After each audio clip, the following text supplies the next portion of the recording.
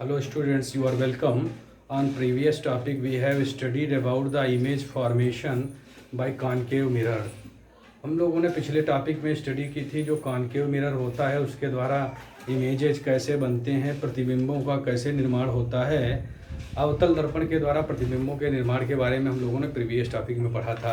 अब हम लोग पढ़ेंगे जो उत्तल दर्पण है, कॉन्वेक्स मिरर है, उसके द्वारा कैसे इमेजेज फॉर्मेशन होता है, कैसे प्रतिबिंब बनते हैं। तो हमारा आज का टॉपिक है formation of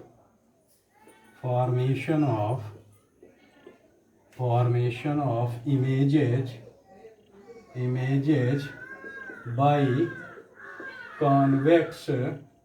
bye convex mirror.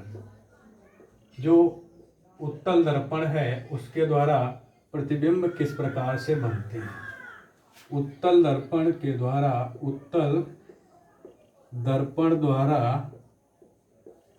द्वारा प्रतिबिंबों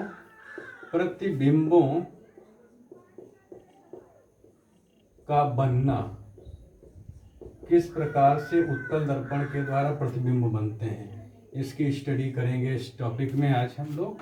तो इसके लिए अलग अलग कंडीशंस हैं। सबसे पहली कंडीशन है, सबसे पहले जानेंगे हम लोग कि कॉन्वेक्स मिरर होता क्या है। तो जो कॉन्वेक्स मिरर है इसकी जो बिहाइंड सरफेस होती है वो थोड़ा मुड़ी होती है, कर्व एंड प्रेस्ड सरफेस होती है, उस पर पॉलिश होती है।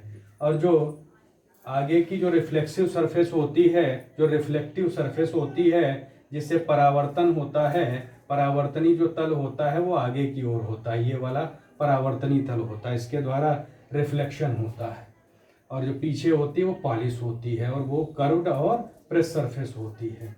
ये वाला जो रिफ्लेक्टिव सरफेस होता है ये थोड़ा इमर्जिज होता है। अब इसके द्वारा किस तरह से प्रतिबिंब बनेंगे इसका हम लोग स्टडी करेंगे, इसके बारे में हम लोग जानेंगे इस वाले टॉपिक में। तो इसमें सबसे पहले जानते हैं हम लोग कि पहली कंडीशन है, if an object is at the infinity, जब कोई ऑब्जेक्ट अनंत दूरी पर है, मिरर से अनंत दूरी पर है, तो किस प्रकार से इससे इमेज फॉर्मेशन होगा इसको हम लोग जानते हैं। तो यहाँ पर सबसे पहले जो रिफ्लेक्टिव सरफेस का सेंटर पॉइंट है इसको पी पोल कहते हैं, और जो इसका सेंटर ऑफ कर्वेचर है उसको सी कहते हैं, और जो फोकस है उसको एफ से डिनोट करते हैं। और यहाँ पर पीसी क्या है, जो पीसी है वो हमारी प्रिंसिपल एक्सिस है या मुख्य अक्ष है। यहाँ पर कोई इनफाइनाइट डिस्टेंस पर हमारा ऑब्जेक्ट है ए बी एक वस्तु है जो अनंत दूरी पर है। अनंत दूरी पर स्थित वस्तु से किस प्रकार से उत्तल दर्पण में प्रतिबिंब बनता है ये हम लोग जानेंगे। इससे एक लाइट रे इंसिडेंट होती है मिरर पर, M1 M2 मिरर पर इंसिडेंट होती है एक लाइट रे, जिसको हम नाम दे देते हैं AE। वहीं जो दूसरी लाइट रे है वो इंसिडेंस होती है, आपतित होती है मिरर M1 M2 पर, और दोनों लाइट रे हैं वो मिरर से टकराने के बाद में रिफ्लेक्शन करती हैं, और रिफ्लेक्शन के बाद में ऐसा प्रतीत होता है जैसे वे दोनों लाइट रेज जो मिरर है कॉन्वेक्स मिरर के फोकस से आ रही हूँ, ऐसा अपीयर होता है, ऐसा प्रतीत होता है कि वे दोनों फोकस से आ रही हूँ कॉन्वेक्स मिरर के। और इसीलिए जो फोकस है बैकवर्ड साइड में इसका फोकस पॉइंट होता है कॉन्वेक्स मिरर का, वहाँ पर इसका जो इमेज फॉर्मेशन होता है। और इमेज कैसा बनता है, ए बी ऑब्जेक्ट है, ए बी ऑब्जेक्ट और ए बी एक वस्तु है, इसकी जो इमेज बनती है A डैश B डैश बनती है। वो कैसी बनती है, वर्चुअल होती है, आभासी प्रतिबिंब बनता है, आभासी या वर्चुअल इसकी जो इमेज होती है वो बनती है। उसके बाद में जो इमेज होती है हाईली डिमिनिश्ड होती है, हाईली डिमिनिश्ड, अत्यधिक सूक्ष्म इसका प्रतिबिंब बनता है।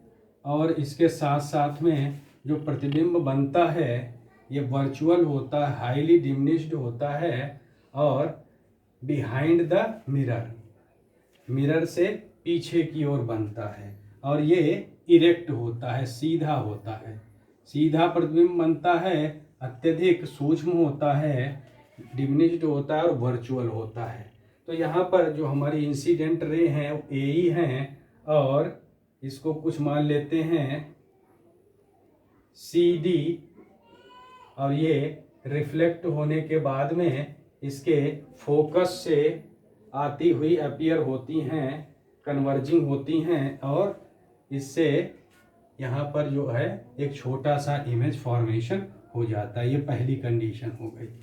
दूसरी, अगर हम देखें जो कॉन्वेक्स मिरर है उससे कोई वस्तु इनफाइनाइट और पोल के बीच में है। यदि कोई वस्तु ऑब्जेक्ट इनफाइनिटी और पोल के बीच में है तो यहाँ पर M1 M2 हमारा मिरर है और ये हमारी PC जो है ये प्रिंसिपल एक्सिस है और यहाँ पर फोकस जो है वो F है। इसके सामने की ओर ये P से सामने इनफाइनाइट डिस्टेंस और पोल के बीच में कोई हमारी यहाँ ये इनफाइनाइट है अनंत और ध्रुव के बीच में कोई वस्तु स्थित है AB। इसके ऑब्जेक्ट किस प्रकार से बनेगा इसको जानेंगे। When an object is at infinite is between infinite and pole P, अनंत और ध्रुव P के बीच में कोई यदि वस्तु है, ऑब्जेक्ट है, AB है, तो वस्तु का किस प्रकार का इमेज फॉर्मेशन होगा। तो यहाँ से हम देखते हैं कोई एक रे यहाँ से ऑब्जेक्ट से जाती है, इंसिडेंस होती है मिरर M1 M2 पर और वहाँ पर वो E पॉइंट से स्ट्राइक होती है, टकराती है और रिफ्लेक्शन होता है। और यही ऐसा लगता है कि ये जो फोकल पॉइंट है दर्पण का फोकस है उससे आती हुई प्रतीत होती है। वहीं जो दूसरी रे है ऑब्जेक्ट से वो जाती है और जो हमारा जो मिरर है इसके सेंटर ऑफ कर्वेचर से ये पास होती है, इससे गुजरती है। और हमने पीछे पढ़ रखा है जो भी रे है सेंटर ऑफ कर्वेचर पर ये जाती है तो उसी पाथ पर वापस लौट आती है, सेम पाथ पर रिफ्लेक्शन के बाद में पुनः रिटर्न हो जाती है।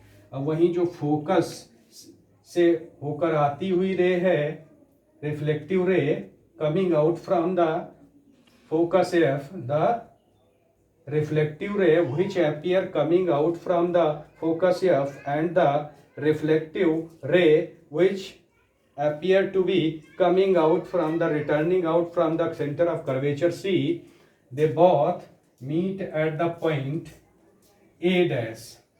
अब यहाँ से हम परपेंडिकुलर ड्रा कर देते हैं तो A डैश से AB डैश जो हमारा पॉइंट बनता है ये हमारी बन जाती है इमेज। तो यहाँ पर जो इमेज बनी वो हमारी बन गई A dash B dash image form होती है। और ये इमेज भी हाईली डिमिनिश्ड है, अत्यधिक सूक्ष्म या धुंधला इमेज बनता है प्रतिबिंब। और ये वर्चुअल है, आभासी है और इरेक्ट और सीधा है। इरेक्ट, वर्चुअल, सीधा, आभासी और अत्यधिक छोटा हाईली डिमिनिश्ड इमेज फॉर्मेशन होता है जब कोई वस्तु ऑब्जेक्ट पोल P, ध्रुव P और इनफाइनाइट अनंत के बीच में स्थित हो। इस कंडीशन में अत्यधिक सूक्ष्म, आभासी, सीधा और दर्पण के दूसरी ओर प्रतिबिंब बनता है। तो हमने देखा इन दोनों कंडीशन में किस तरह के प्रतिबिंब बन रहे थे। एक तो वर्चुअल या आभासी प्रतिबिंब बनते हैं यदि कोई वस्तु दूर है, दूसरा जो प्रतिबिंब बने वो अत्यधिक सूक्ष्म बने, छोटे बने और सीधे बने। तो ये आज का टॉपिक हमारा हुआ। इसमें हम लोगों ने जाना जो कॉन्वेक्स मिरर होता है उसके द्वारा किस प्रकार से इमेजेस या प्रतिबिंब बनते हैं, और अगले टॉपिक में हम लोग जानेंगे जो कॉन्वेक्स और कॉन्केव मिरर्स हैं इनके यूज क्या हैं। What are the uses of convex and concave mirror, we will study about this. So we will meet on the upcoming topic.